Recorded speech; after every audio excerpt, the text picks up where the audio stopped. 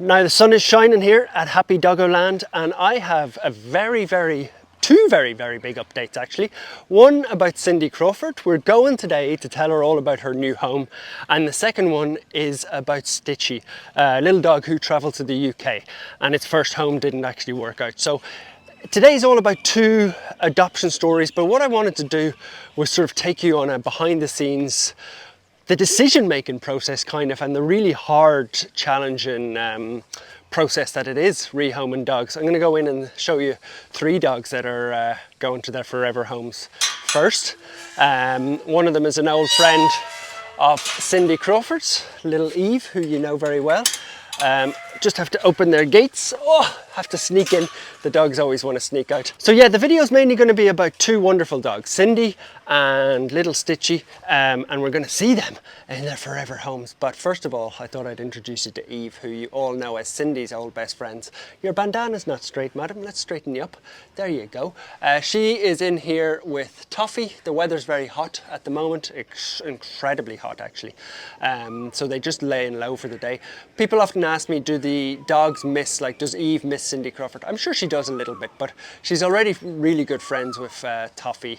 They get on very well. And the main man himself over here is little Billy. Mr. Billy, look at you in your bandana. Let's have a look at you on the camera, mister. So Mr. Billy's update is he is getting his eyes fixed. His PTSD is calmed right down and it's not as bad as it was.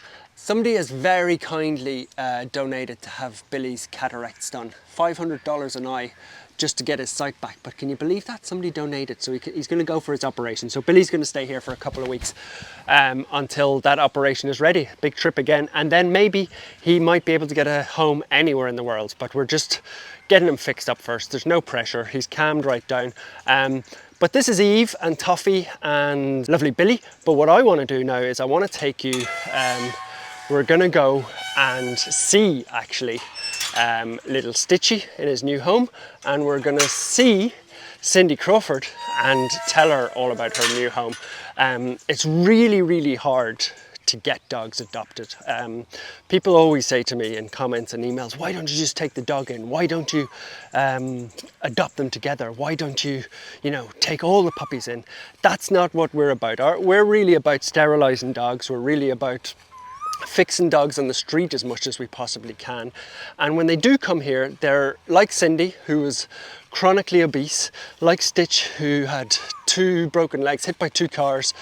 They really need big rest, big operations, big transformations, and that's why they come here. But the end goal is always to get the dogs a home, which is really hard. And I wanted to explain to you the really tough things that go on with adoptions. The decisions are not easy, and Stitchy and Cindy could not be better examples of just how hard it is. So I'm going to jump on the bike now and head off and talk to you about them both, and maybe see where Cindy is living. Now it's time to tell you about Mr. Stitch. I've actually driven 20 minutes across the island to where Pifa is. She's the woman who makes our food. But Stitchy was a dog who'd been hit twice by cars, 2 different cars actually, and he was having a really rough time in life. He was a small puppy. Sybil rehabilitated him. He came to the land, and then we sent him to an unbelievable home in the UK. But Stitchy didn't really enjoy the journey very much at all. He really had a tough time, and unfortunately on the way, Stitch kind of took a turn for the worse, I would say. He started sort of snapping at people. His behavior went downhill really quickly, to the point where he just got incredibly stressed. And it meant that his first home didn't work out. 2 little boys there. It was just stressful for the family. Nobody's fault. Like, we tried our best. The family tried their best. We had lots of calls. We did dog training. And it just didn't work out. But luckily Sybil's friend was there in the UK, and she was able to foster him. But the good news is Stitch does have a new home, and I've got a big surprise for you in a minute. You can probably guess. But His second home also didn't work out. That was the really unfortunate part. We again did a lot of interviews and there's experienced dog owners, but Stitchy he's a street dog at heart, and it just didn't work out. But if you look behind me, little Mr. Stitch has just come into shot. So Stitch is back here in Thailand. I know that's going to be a lot to process, but I'll explain it now in a second. It was my decision basically. After the second home didn't work out, he was in England, he'd snapped at a couple of people, he was, very, very scared, and it was a spiraling situation where something bad was going to happen. He was going to probably bite somebody in a bad way. He was probably going to, end up maybe homeless or something. And the problem was that I'm over here. Stitchy! So he's hiding up there in the shade up behind me. The really hard thing was trying to find solutions. I'm obviously here in Thailand, and different time zone. The dog's halfway across the world. There's a lot of stress involved, but you got to find the best solution for Stitchy. And I just got to the stage where I was like, okay, I'll just pay for it myself and get Stitchy home, because 2 failed homes. Foster obviously couldn't keep him forever. People have jobs, etc. And we had to figure out what to do. So everybody in Stitch's journey, like myself, the people doing the interviews, the parents, the families, everybody tried their absolute best, but it didn't work. And that's unfortunately the case a lot of times with adoptions. So got him back here, stayed at the land for a week. The other thing is people are always asking, and there's a lot of times where I can't say, because I'm trying to figure out these problems myself in the background, and I can't say exactly what's going on because I don't know. This is the first time where I'm able to genuinely say what's going on with Stitch, because he's happy. He's living here with Pifa, who's the woman who cooks our food. She's got 7 other dogs. He lives outside. It's a very safe area. It's miles off the road. She's got 4 little apartments up here where she cooks the food and lives with her other dog. She's a huge dog lover. Look, I know people might say, like, God, why didn't you just Stitchy? Why didn't you just there he comes, look. Why didn't you just send Stitchy here at the start, a lot of people will say. And it's easy to say in hindsight, hey mister, it's easy to say in hindsight, but you know what? It's all worked out well in the end. Stitchy is a very good dog with people he knows, but he doesn't like strangers.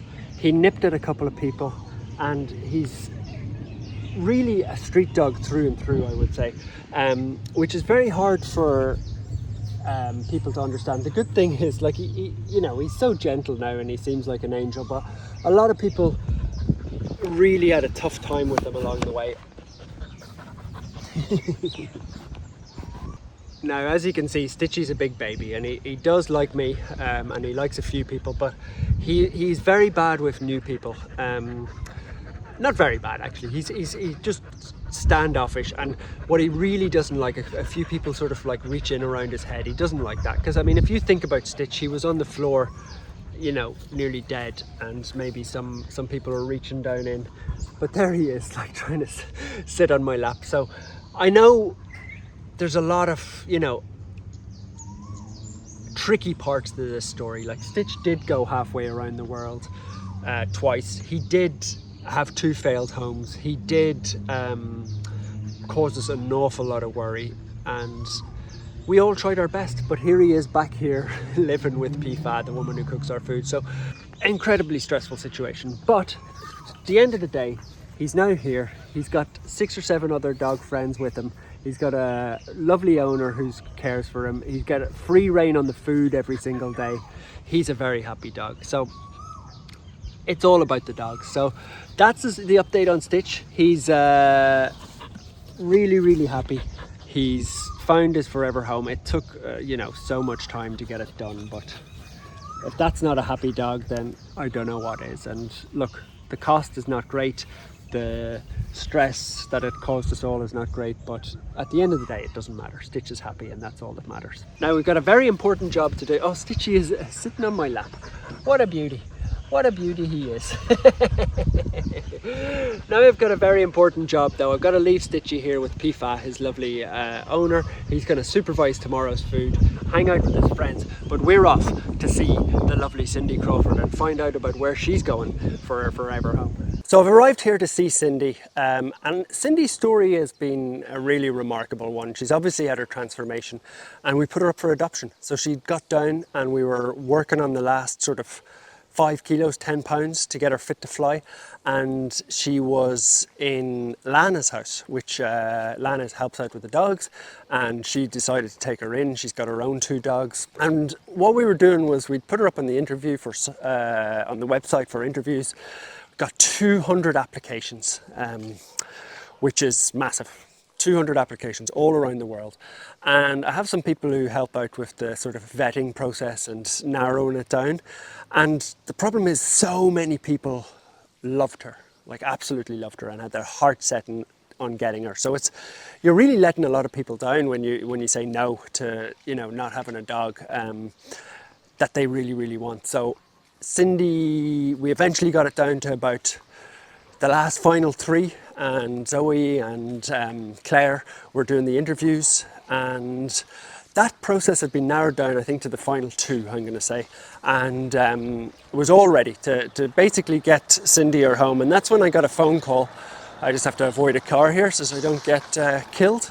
That's when I got a phone call from Lana and Zoe, and Lana was like, look, I want to talk to you. And I mean, it's not hard to figure out where this is going.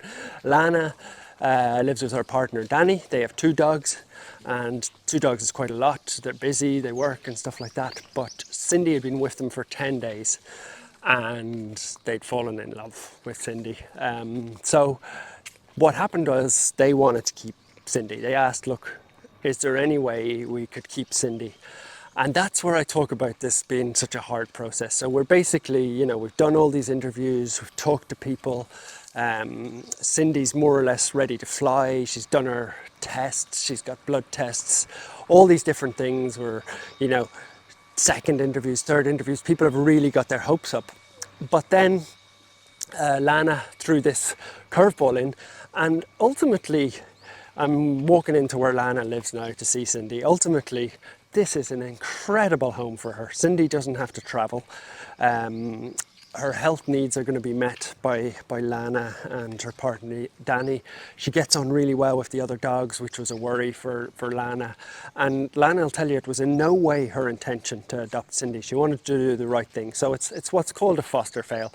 But where it becomes really tricky is letting people down, like those phone calls for Zoe and the people having their hopes up of being in the last 2 and stuff like that, of having a dog is it's kind of gutting if you think Cindy Crawford is maybe going to come to you. And then, so I'm left faced with these decisions of like, oh my God. So what we did is obviously, even though I know Lana inside out, but we actually did a proper interview process. We went through all the formalities. There's a contract. There's, Cindy will be Lana's dog now, which is ultimately fantastic news. But it gave me a couple of sleepless nights.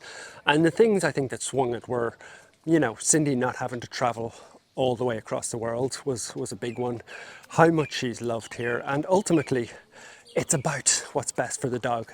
But anyway, that's enough of me talking. I just wanted to try and explain it. As you can see, it's a lovely area, and we're going to go in and see the lovely Cindy Crawford now. I'm just going to walk in the front door and see if they're home. Hello. Oh. So there's a lot of dogs out at the moment. I'll just show you around, Lana's lovely villa. Where she lives, and if I go over here and look in the corner, look who it is. It's hard to believe, but that is Lana and Cindy Crawford. Cindy, you've done your signature pose, of course you are. Signature pose. So I was just explaining to everybody about you taking the dog. I'm going to take my mic off actually, so as you can talk as well. How is Cindy settling in? She has settled in amazing, actually. Better than expected. Are you happy? Oh, very happy. Actually, I couldn't imagine a day without her now. Is Cindy going to have the best life in the world ever here? She is. She's going to have a great life, and she's going to work her booty off as well. How much weight has she lost? She's lost, I think, over 12 kilos now, but since being here in 3 weeks, 1.7 kilos. Wow. Yeah. That's amazing. Well done to you, and I hope you and Cindy live happily ever after. We will, won't we? So that's it. Finished with Cindy. Stitchy's happy. I wanted to really explain in those videos just the stress and the hard decisions that go into rehoming a dog, and show that it's not always straightforward. But what I like about these two is the end result is two dogs are in two amazing homes, and that's what we're all about. Could we have done some things differently along the way? Could I have done some things differently along the way? Absolutely. You learn so much from each different adoption. It's like you're never going to get it right 100% of the time, and as long as I don't care about the expense or the stress or the ups and downs, I do for other people, but I don't care for myself. As long as the end result is that the dog is happy and they're in a wonderful, safe environment, that's the most important. So Cindy and Stitch, happy out. Long, complicated stories, but I think you can agree it's for the best. If you enjoy these videos where I share more sort of behind the scenes, in-depth, not secret, but like just the juicy stuff that goes on behind the scenes, what would really help is if you just hit the subscribe button down below. It would be a massive help in terms of spreading the word. So thank you very much.